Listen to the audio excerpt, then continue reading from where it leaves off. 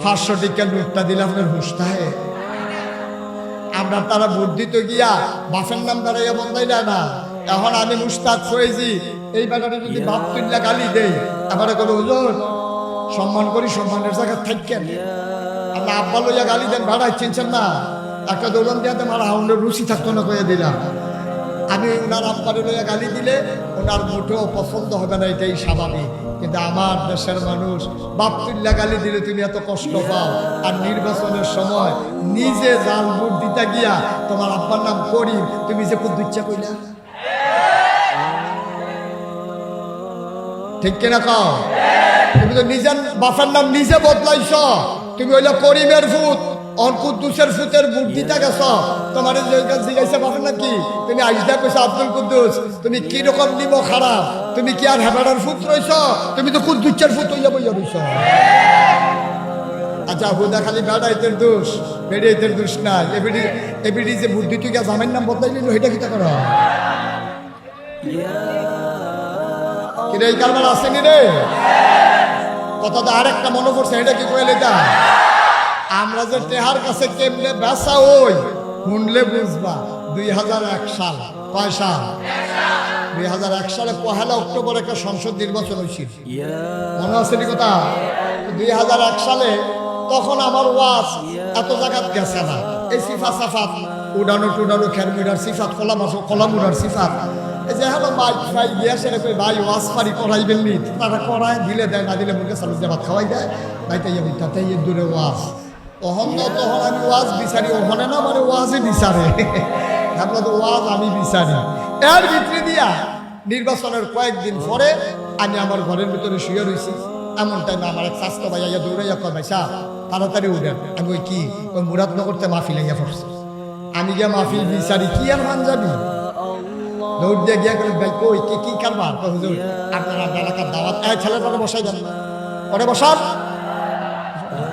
বসা ভালো করে বসো সাফা দিয়া। হাতে মনে করছে আমি হেদিকে চাইলে তো এদিক দিয়ে উঠতে লাগবে। নতুন ডার কইলাম না, সারসে কইলাম না তো আমিন বলো। এখন আমি এই শুনা, এখন তো আমি দৌড় দিয়ে গেছি ভাই বাড়ি করো মুরাদনগর। আমি কই ভাই আপনি আমার আওয়াজ শুনছেন গো? আমি শুনছি না, আমার এলাকার এক ভাই আইছিল, উনি শুনে গেছে, উনি কইছে আপনাদের নেওয়া না লাগবো, এলাকা দাওয়াত দিতাম। আমি যে গেলাম কয়দিন আগে যে নির্বাচন হইল, নির্বাচনটা কেমন হয়েছে আপনারা? 1 অক্টোবরের 1 তারিখ। হুজুর যদি খালি শুনেন আমরা মুরাদনগর নির্বাচন হয়েছে, তাইলে আপনার মনে করবো ইস আমরা বাড়ি যদি মুরাদনগর হইতো। আমরা বাড়ি ব্রাহ্মণপাড়া, আমি মুরাদনগর বাড়ি করলাম কি করতে? হুজুর দুঃখের কথাটা কইলাম। আমি কি দুঃখ? ওই নির্বাচনের বাকি রয়েছে 1 সপ্তাহ। কয় সপ্তাহ? কথা কইলেন কয় সপ্তাহ? নির্বাচনের বাকি রয়েছে 1 সপ্তাহ। 1 সপ্তাহ আগে রাতের বেলা আমার রাইতে 2:30টার সময় একবার রাগ বিষে উঠেলো। আমি তো কলাম দিয়ে চালাইছি। আমি রাইতে 2:30টার সময় আপনি এক ডাকে উঠলেন কেমনে? কই ঘাড় আগুন দেয় না তো ফাঁকা, যে কোনো সময় উঠন লাগবো, তার লেগে গাড় আগুনটা দেই না। আমি উঠছি পরে আমার 3টা 500 টিকার নোট দিছে 1500। কত? আমি জিজ্ঞেছি ভাই আপনি যে আমার 1500 দিতে আছেন, আপনি কি আমার তো কিছু কিনবেন? কয় না। তো আমি কি আপনার কাছে টাকা পাই? কয় না। তো 1500 দিতেছেন কি? ভাই আপনাদের কোনো খবর রাখেন না, আমরা মুরাদনগর প্রতি বুট দাম উঠছে 500। তো 3 বুটে 3 ফাঁসা 1500। আপনার বড় তো 3 বুট, এই 3 ফাঁসা 1500 বুট টাকা এটা দিয়া গেলাম বুটের লেগিয়া। তা আমি বললাম যে টাকা রাখছেন? হুজুর দাওয়াত দিতে নেছেন মাহফিলের লেগিয়া, বুট বেচা টেহা খান, টেহা রাখছা? না টেহা রাখাম, আপনি এই মানুষ নাকি? তাই ওই কিতা কইছে? হুজুর আমি তারে ধমক দিয়ে কইছি রে, নির্বাচনের বাহির হইছে হলো 1 সপ্তাহ, এই আগের রাইতে একটা বুট কত দাম উঠে এটা না চাই আমি টেহা রাখতে পারতাম।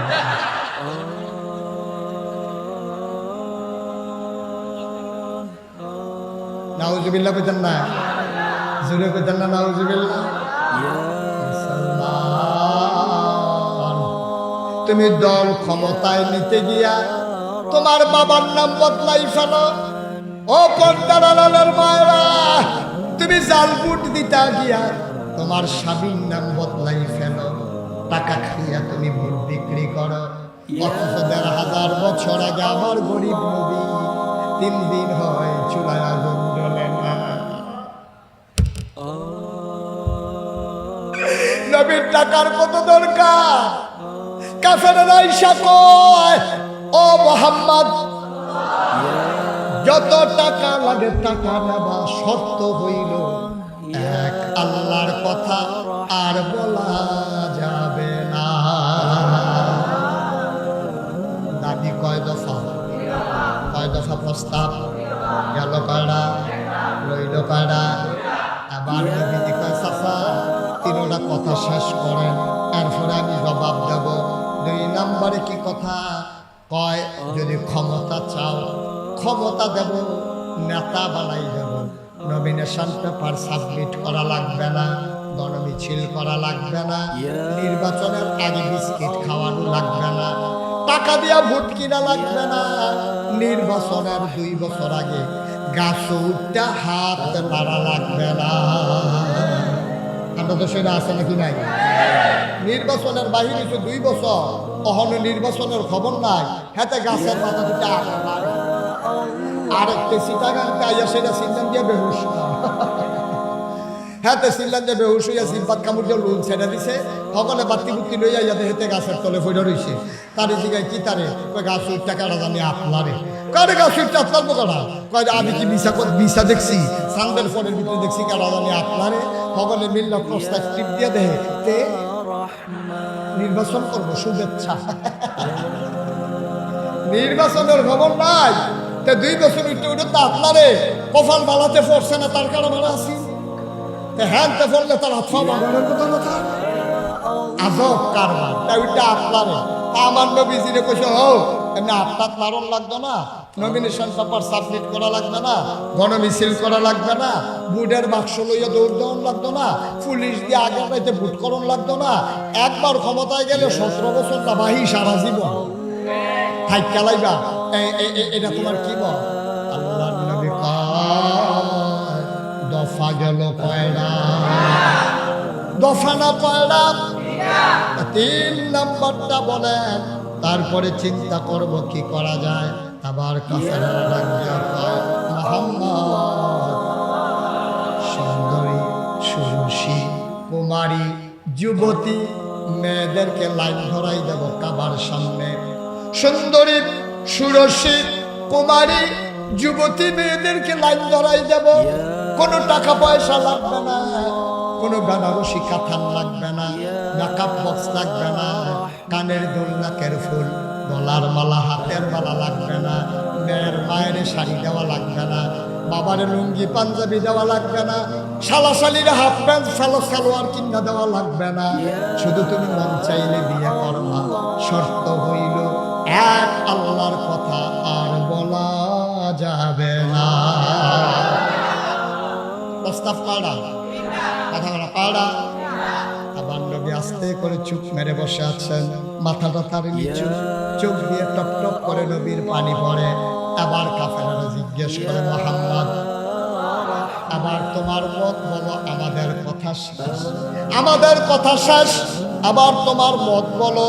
আল্লাহর নবী চোখের পানি ছেড়ে দিয়ে কয়, আমি যেইটা এখন চাইব তোমরা এখন এটা দিতে পারবা না।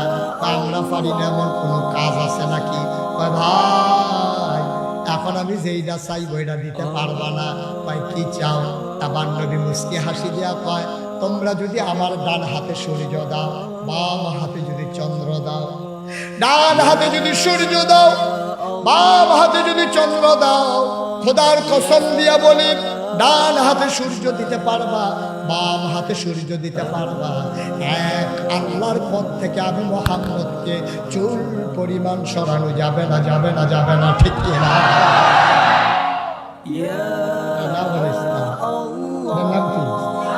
এটার নাম কি? দাঁড়া, একটা ধমকি দিলে তুমি সাইজ হইয়া যাই যাও, কয়টা পেহার রূপ দেখাইলে তুমি কাইট হইয়া যাও। এটার নাম ইসলাম না। নবী ইচ্ছে করলে আপোষ করলে পারতেন।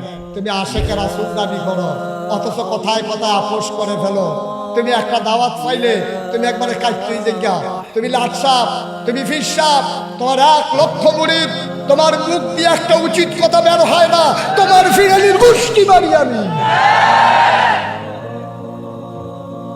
তুমি ফিরসা, তুমি ইসলামের কি কামো লাগবা? তুমি জীবনে একটা উচিত কথা মুহে দিয়া বার হয় না, মুরিদ দিয়ে ছুটতে দেখা তোমার সুদখোর মুরিদ ছুটে যাবে। এই বয়ে তুমি সুদের ওয়াজ করো না, তুমি ঘুষখোর মুরিদ ছুটে যাবে। এই জন্য তুমি ঘুষের ওয়াজ করো না। ইসলামের বিরোধী শক্তি যারা, তারা ক্ষমতায় থাকলে তোমার মুখ দিয়ে একটা শব্দ বের হয় না, তুমি বীর নামের কলঙ্ক। ঠিক কিনা বলো? আছে নাকি নাই? আরো সহজ করে কইতে হইলে বুঝবেন। আমি তো নাগেশের বিশ্বাস, বাংলাদেশে মনে করেন 500 ফিরসাব আছে, একটা কথা দেখাই। এখন সব ফিরসাব যদি কয় যে আমি বেনামাজি মুরিদ বানাই না, আর সবাই যদি মুরিদ হইতো চায়, তাহলে মুরিদ হইতে হইলে নামাজ পড়লে মুরিদ হলো। ঠিক কিনা? আমার কাছে মুরিদ হইতে হইলে আমি যদি কই আমি বেনামাজি মুরিদ বানাই না, হাতে গাড়া দিয়া কি থাকো জানেননি? এবার একটা ফিরসাব, কত ফিরসাবে খবর দেয় যাই না।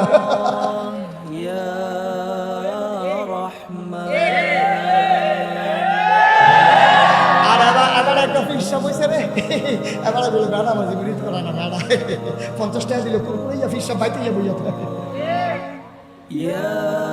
ঠিক কিনা কও? কদ্দুর চিন্তা করেন না আব্বা, কদ্দুর চিন্তা করেন। হিসাব এই দুনিয়াতে হবে না, হিসাব হবে ওখানে যেখানে কোনো সুপারিশ চলবে না। ঠিক কিনা? চিন্তা করে চলবে, একটু হিসাব মিলাইয়া চললেন, মনে যা ধরে তা করেন না। আমার দেশে সর্বনাশ হয়েছে এইটাই, আমরা যারা আল্লাহওয়ালা দাবি করি, আমরা আল্লাহর পথে অটল থাকতে পারি না। যদি আজকে বাংলাদেশের সবগুলো মসজিদের ইমাম রায় দেয় যারা বেনামাজি তাদের জানাজা হবে না, তাহলে এই বাংলাদেশে একটা বেনামাজিও থাকবে না। ঠিক কিনা? আমি না করলে লাভ কি আরেক বেড়াটা পড়াই না, এবার গিয়ে পড়াই না। 50 টাকার নোটটা দেখলে এবার কি আর মান যাবি? সবে তো হাত সব কষ্ট হইতেছে না, ছেড়ে দেওয়া দরকার। আর সামান্য একটু ছেড়ে দিচ্ছি সব, আল্লাহ যেন কবুল করে। সবাই আমিন। আবার 3 কয় দফা না? কয় দফা? কয় দফা? নবী কি রাজি? নবী রায় দিয়ে দিল না না না, সূর্য দেওয়া যাবে, চন্দ্র দেওয়া যাবে, এক আল্লাহর পথ থেকে সরানো যাবে না। কাফেররা কোন খুশি না রাগান্বিত, তারা সাংঘাতিক রাগ। আবার মিটিং বসছে, আবার দারুন নাদওয়ায়, আবার সিদ্ধান্ত হয়ে গেল মুহাম্মদকে আর জীবিত রাখা হবে না। সিদ্ধান্ত হয়েছে যে মুহাম্মদের কল্যাণ আনতে পারবা তাকে লাল উট উপহার দেওয়া হবে। সিদ্ধান্ত হয়ে গেছে। এখন কাফেররা যে মিটিং করে সিদ্ধান্ত নিছে, আল্লাহ জানেনি, আমরা যা করি আল্লাহ শুনেনি, আমরা যা চিন্তা করি আল্লাহ জানেনি, আমরা যা করি আল্লাহ দেখেনি। কাফেররা যে মিটিং বসে আল্লাহ দেখেনিও, তারা কি চিন্তা করে আল্লাহ জানেনিও, তারা কি বুদ্ধি করতেছে আল্লাহ শুনেনি। আল্লাহ ডাক দিছে জিব্রাইল। কারে ডাক দিছে? তখন কারে ডাক দিছে? জিব্রাইল করে আল্লাহ আমি তো এহানো থাকলে বইয়া রইছি কি হেন তোমরা শুনতেছো না কাফেররা কি বুদ্ধি করতে আছে? তা আপনি কইলে তো আমি দৌড় দিয়া লাই কিতাব আল্লাহ। আহারে কথা আরেকটা মনে করছে কইলে তা আল্লাহ যে জিব্রাইলরে কি ক্ষমতা দিছে। কিতাবও আইছে জিব্রাইল যদি পৃথিবীর উত্তর মাথাটা খাড়াইয়া দক্ষিণ মাথার যাওয়ার লেগে একটা কদম দেয়, সীমানার বাইরে গিয়া ফাও পড়ে। আরো সহজ করে কই, ইউসুফ নবীরে 10 ভাইয়ে মিল্লা কুয়ার মুহেতে ছাইড়া দিছে। ফরবকো কুয়ার ভিতরে ফানি আল্লাহ ছাইড়া দিছে। খেয়াল করেন, 10 ভাই আপত্তি ছাইড়া দিছে। ছাড়ানোর পরে আল্লাহকে জিব্রাইল করে আল্লাহ আমি তো এখন বইয়া রয়েছি। তো ইউসুফ নবীর যে কুয়ার ছাইড়া দিল, কুয়ার ভিতরে সাপ আছে, বিচ্ছু আছে, ভাঙ্গা কাছ আছে। আমার ইউসুফ নবী কষ্ট পাইতো না, কই কিতা করতা, কই তুই তাড়াতাড়ি কুলোলো। হেগুলটা ছাইড়া দিছে, তারা আলাপ করতে আছে। ইউসুফ নবীরে তাড়াতাড়ি কুলোলো, পানির ফরনের আগে কুলো লইবি। জিব্রাইলে মুস্কি হাসি দিয়া আল্লাহ টেনশন করেন না, ইউসুফ নবী আমার কুল হয়ে আছে। এটার নাম জিবরাইল, এটার নাম জিবরাইল। এই জিবরাইল আলাইহিস সালাম আল্লাহ কয় এটা নিজে মিটিং করলো, নবীরে মাইরা লইব, কথাটা গিয়ে নবীর কানে কানে কইয়া কই ইয়া রাসূলুল্লাহ ইয়া রাব্বাল আলামিন, আমি নবীর দরজার দাঁড়াই রইছি, টাং করতেছি ঘুমের তো উড়নের লাগিয়া উঠছে। পরে কয় ইয়া রাসূলুল্লাহ আর দেরি করুন যেত না, প্রস্তুত থাকেন, যে কোনো সময় ঘোষণা আসবে, ঘোষণা আসলে আপনি চলে যাবেন। আপাতত ফাইনাল ঘোষণা এখনো আসে নাই, তবে মেন্টালি প্রিপারেড থাকেন, প্রস্তুত থাকেন, মানসিকভাবে প্রস্তুত থাকেন। 10 নম্বর মহাবিপদ সংকেত। যখন দেখবেন যে 11 পিছিয়া, তখন আকারে আল্লাহ করলে ওই স্কুল বাড়িঘর হালাই দিয়া সব আপনি স্কুলের সেন্টার হয়ে পড়বেন, আর বাড়িঘর খাওয়ান যেত না। নবী কয় প্রস্তুত। নবীজি চিন্তা করলো কথাটা কেউর কাছে কখন যেত না, কাফেরেরা হুন্ডা লাইব, এটা খালি আবু বকরে যান। সুবহানাল্লাহ রে। নবীর চরম পরম প্রিয় বন্ধু ছিল আবু বকর সিদ্দিক। নবীজি একদিন কয়, ও নবীর আর কোনো বন্ধু নাই, নবীদের দুনিয়াতে কোনো বন্ধু নাই। যদি নবীদের বন্ধু থাকার অনুমতি আল্লাহ দিত, তাহলে আমি আবু বকরকে আমার বন্ধু বানাইলাম। মানুষটার দাম কম না বেশি? আবু বকরকে কইছে, আবু বকর কথাটা ভাঙ্গিস না, ভিতরে না কথা হইলো একটা হুকুম আইছে, যে কোনো সময় মক্কা ছাড়া চলে যেতে কেমন লাগবো, তুই রেডি থাকিস। আবু বকর এই কথা পাইয়া দৌড় দিছে বাজারও গিয়ে দূরে উঠ কিনছে। উঠ কি কিনছে? উঠ কিন না, একবার আর ভাই ক্লিয়ার রাখছে, ভাই তুমি উঠটিরে যত্ন করে পাবো, যত মাস পালবা মাসে এত করে তোমার দেওয়া হইব। হেতে টেহা পাইয়া উঠ কয়দিনের ভিতরে মোটা তাজা বানাইয়া এটি ট্রেনিং দিয়ে করে ফাহাফুক্ত করে লাইছে। এই উঠ মাশাআল্লাহ বড় হইতে আছে। এর ভিতর দিয়া নবীজি একদিন কয় রেডি থাইকো, আর আবু বকর কয় রেডি। এখন এই কথার পরে আবু বকর সিদ্দিক বাইক গেছে, এখন দরজার ভিতরে হালাম দিয়া দাঁড়িয়ে রয়েছে বাইক রায়। আবু বকরের ওয়াইফ ওনার স্ত্রী কইতে আছে, কি ব্যাপার আপনি ঘুমাইতেন না? এই যে ঘুমাইতে আছি। কয় আপনি দাঁড়াইয়া ঘুমান যা, বিছনা তাইয়া। আবু বকর সিদ্দিক ডাক দিয়া কয়, দিদি আমার, আল্লাহর নবী বলেছেন রেডি থাকার জন্য। আমি যদি বিছানায় গিয়ে ঘুমাই, আমার ঘুম যদি ঘাড়ো হয়ে যায়, আর আল্লাহর নবী দাঁড়াইয়া দাঁড়াইয়া যদি 2-3 বার ডাকা লাগে, বিবি গো নবীর এই কষ্ট আমার সহ্য হবে না।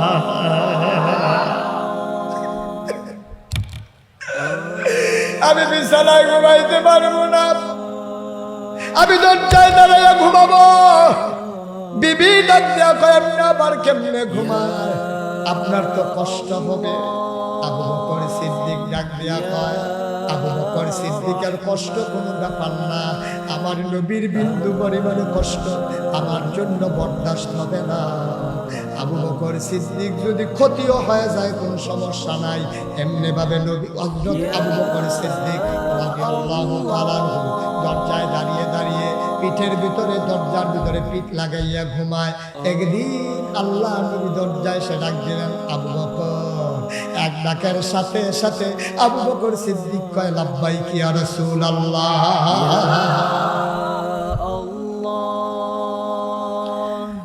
আবু বকর সিদ্দিক দরজা খুলে দিলেন। আল্লাহর নবী দরজায় দাঁড়িয়ে আছেন। আল্লাহর নবী কয়, আবু বকর একটা ডাকে তুমি কেমনে জাগলা, আমি বুঝলাম না।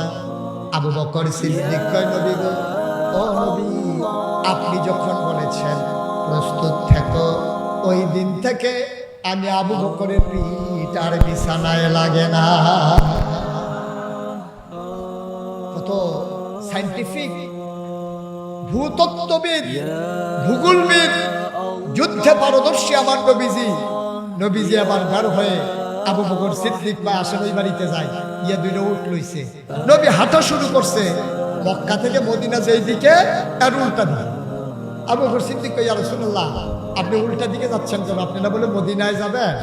আবু বকর, এখন তারা যখন আমারে পাবে না, সবাই মদিনার রাস্তায় খুঁজবে, এই জন্য আমি উল্টা রাস্তায় যাইতেছি। তাদের খোঁজা শেষ হইলে আমি মদিনার রাস্তা ধরবো। সুবহানাল্লাহ বলবেন না? এখন হাঁটতে হাঁটতে সাউর পাহাড়ের গুহায় গিয়ে দাঁড়ালেন। গুহার মুখে যখন দাঁড়াইলেন, আবু বকর সিদ্দিক কই, ইয়া রাসূলুল্লাহ আপনি থামেন, আপনি আর আগাইয়েন না। কই কেন? আমাকে আগে গুহার ভিতরে যেতে দেন। তো তুমি আগে গুহার ভিতরে যাবা মানে বুঝতাম না। ইয়া রাসূলুল্লাহ, ইয়া হাবিবাল্লাহ, গুহার ভিতরে যদি সাপ থাকে, গুহার ভিতরে যদি বাঘ থাকে, গুহার ভিতরে যদি বিচ্ছু থাকে, আপনাকে কামড় দেবে, আপনার ক্ষতি হয়ে যাবে। আপনি বাইরে দাঁড়ান, আমি একটু ভেতরে দেখে আসি গুহার ভিতরে কোনো জন্তু জানোয়ার আছে কিনা। আল্লাহর নবী চোখের পানি ছেড়ে দিয়ে আবু বকর রে, ও আবু বকর, আমি ভিতরে গেলে বাঘ আমাকে কামড়াবে, তুই গেলে বুঝি কামড়াবে না? আবু বকর সিদ্দিক চিল্লান দিয়া কয়, এক আবু বকর না 1000 আবু বকর মরে গেলে ক্ষতি নাই, কিন্তু আমার নবী যদি কিছু হয়ে যায় দুনিয়াতে আর ইসলাম থাকবে না। আমি আবু বকর যদি মরে যাই কিচ্ছু হবে না, কিন্তু আপনি না থাকলে ইসলাম থাকবে না গো নবী। আবার আবু বকর ভিতরে গেলেন, সব দেখে শুনে বললেন, ইয়া রাসূলুল্লাহ ভিতরে আসেন। আল্লাহ নবী গুহার ভিতরে ঢুকলেন, শরীর বড় ক্লান্ত, বড় পরিশ্রান্ত। নবীজি ডাক ডাক আবু বকর, একটু বিশ্রামের খুব দরকার ছিল। আল্লাহ নবীকে আবু বকর বললেন, নো টেনশন, কোনো চিন্তা নাই, আমি আসন পেতে বসতেছি, আপনি কুলের ভিতরে মাথা রেখে শুয়ে যাবেন। আবু বকর সিদ্দিক আসন পেতে বসলেন, আল্লাহর নবী কুলের ভিতরে মাথা রেখে শুয়ে পড়লেন। তার চোখ সাথে সাথে লেগে গেল। আবু বকর সিদ্দিক তাকায়া দেখে পুরাটা ওই গুহার ভিতরে শুধু ছোট ছোট গর্ত দেখা যায়, সাপের জিহ্বা দেখা যায়। কিতাবে 2টা বর্ণনা এসেছে, একটা এসেছে পাগড়ি আর একটা এসেছে পাঞ্জাবি। উনি পাগড়িটা খুললেন, টুকরা টুকরা করলেন, যতগুলা ছিদ্র আছে সবগুলা ছিদ্র পাগড়ির টুকরা কাপড় দিয়ে বন্ধ করলেন। কাপড়ের টুকরা শেষ, বাকি রয়ে গেল একটা গর্ত। কাপড়ের টুকরা আর গর্ত একটা। আবু বকর সিদ্দিক চিন্তা করলেন, কি করি? নবী যদি ঘুম ভেঙে যায় সব শেষ। আবার আবু বকর সিদ্দিক আস্তে করে একটা পা বের করলেন, পাটা গর্তের মুখে চাপা দিয়া রাখলেন। আর নবী ঘুমাইতেছেন, বিষাক্ত পাহাড়ি সাপ বের হতে না পেরে আবু বকরের পায়ের ভিতরে ছুবল মারলেন। আবু বকরের শরীরটা সাথে সাথে নীল হয়ে গেল, বেদনায় শরীরটা নীল হয়ে গেল। চিৎকার করে কাঁদতে ইচ্ছে করে, ঠোঁটটারে তিনি কামড় দিয়ে ধরে রেখেছেন, যদি আওয়াজ বের হয় আমার নবীর ঘুম ভেঙে যাবে।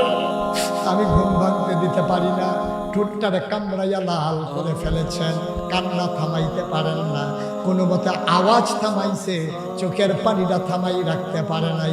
কোন সময় মনের অজান্তে 2 ফোঁটা চোখের পানি আমার নবীজির গাল মুবারকে পড়ে গেছে।